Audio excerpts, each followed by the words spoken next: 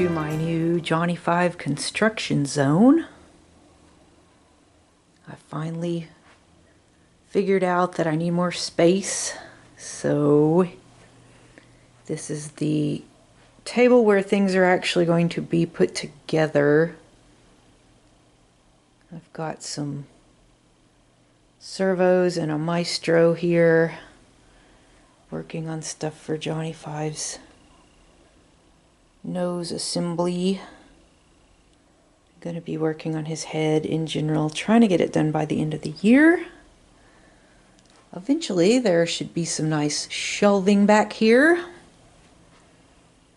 These are storing parts processing things, and this is the big toolbox that I got about a year ago.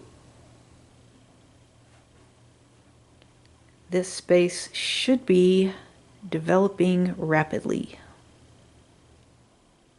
And here's the bench where I was trying to do everything, and this is going to be soldering, serious electronics, parts construction, processing, sanding, that kind of thing. I've got lots of little brass tubes and pins here that I'm going to be cutting for all of the little gadgets on Johnny 5's head. Eye flaps and pop-up antennas and eye articulation. This has also got some just neat stuff up here. I've got a Nova Robotics data plate that Ryan Howard made for me.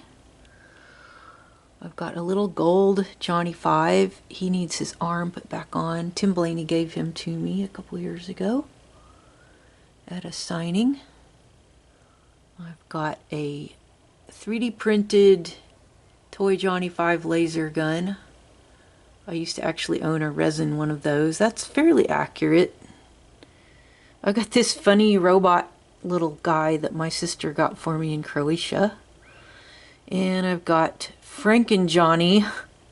He's actually a replica of the original Lego Johnny 5 that I made on June 10th, 1986. And my friend Jose in Canada has custody of the original. Also, very cool, under the laser gun is my actual steel data plate that I got from Input Inc. And that is very nice. I don't know if I'll actually put it on Johnny 5. I'll probably make a 3D printed replica of that one.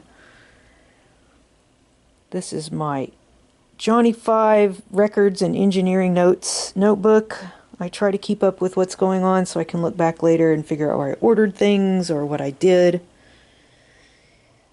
This is a pile of eye articulation stuff right here in this baggie. Screwdrivers, drill bits, random useful things, Dremels, cleaning fluids, glasses are always good, and my trusty soldering iron.